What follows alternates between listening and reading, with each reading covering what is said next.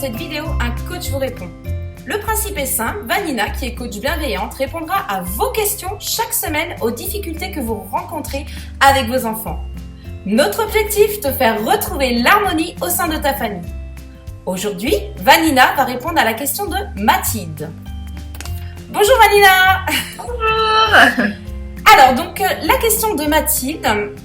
Bonjour, je suis obligée de me fâcher pour que ma fille de 3 ans s'endorme le soir malgré une histoire et un câlin. Elle continue de jouer après le rituel. Avez-vous une méthode pour qu'elle s'endorme paisiblement? Merci. Alors, d'accord. Alors donc du coup, alors des petites astuces pour gérer le sommeil. Alors après, ce qu'il y a, c'est que les questions sont assez vastes. On peut pas, je connais pas la situation exacte de la maman. Donc d'après les éléments que j'ai, alors il y a plusieurs points déjà à regarder. Est-ce qu'elle est couchée à la bonne heure, c'est-à-dire est-ce qu'elle est couchée à un moment où elle était fatiguée, où elle a réclamé son lit, puisqu'il me semble qu'elle a 3 ans, donc elle est capable de dire si elle a envie de dormir ou non. Est-ce qu'elle passe assez de temps avec maman et papa dans la journée, sachant que bon, il faut passer minimum 10 bonnes minutes à jouer vraiment avec son enfant en interaction afin qu'il ait sa dose, son réservoir d'amour plein.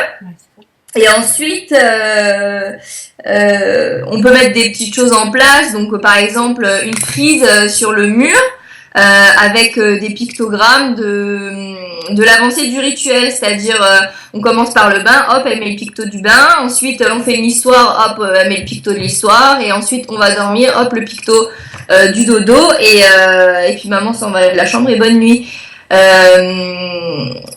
Et ensuite, après, au niveau du rituel en lui-même, je ne sais pas trop comment la maman procède, mais c'est bien de mettre une petite histoire, de rester un petit peu avec eux, et puis après, que ce soit toujours la même chose, en fait, que vraiment le rituel soit vraiment fixe afin de vraiment garder l'habitude chez l'enfant. Et donc voilà, après, si elle a envie de jouer encore un peu dans son lit, pourquoi pas lui proposer de prendre un jeu ou un livre plutôt, un jouet ou enfin une petite peluche ou un petit livre dans le lit pour continuer à rester dans un moment calme, mais qu'elle reste dans son lit, dans sa chambre tranquillement et si besoin d'un petit bisou, d'un petit câlin un peu plus tard, d'appeler quoi. Voilà. C'est ça. Donc pour répondre donc à la question de Mathilde. Donc tu proposes en fait, c'est une petite frise, c'est ça que tu expliquais? C'est-à-dire en fait pour vraiment expliquer à l'enfant, enfin montrer à l'enfant étape par étape qu'est-ce qui va se passer dans la soirée. Voilà, c'est ça. C'est ça.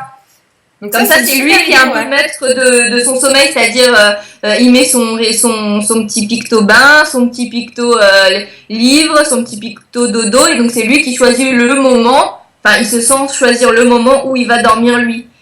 Et donc si c'est un choix plus personnel, peut-être qu'elle arrivera mieux à gérer. D'accord. Et pour qu'elle s'endorme paisiblement, parce que je vois que la maman, c'est ce qu'elle a demandé.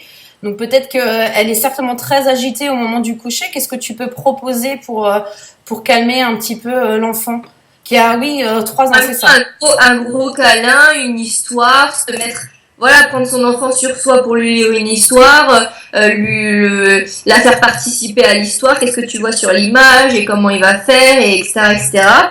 Et voilà, après, normalement, ça devrait calmer les esprits. Et après, voilà, il faut pas faire de jeux, de télé ou des choses comme ça avant de le coucher. 1 heure avant le coucher, il faut stopper tout écran. Après, un bain, ça peut, normalement, ça calme un peu aussi.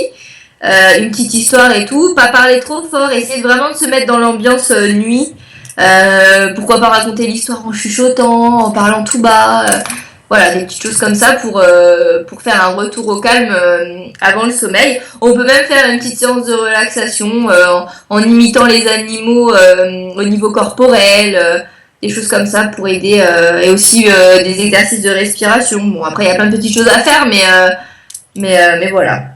Je pense qu'elle a déjà assez d'éléments pour essayer de gérer ça.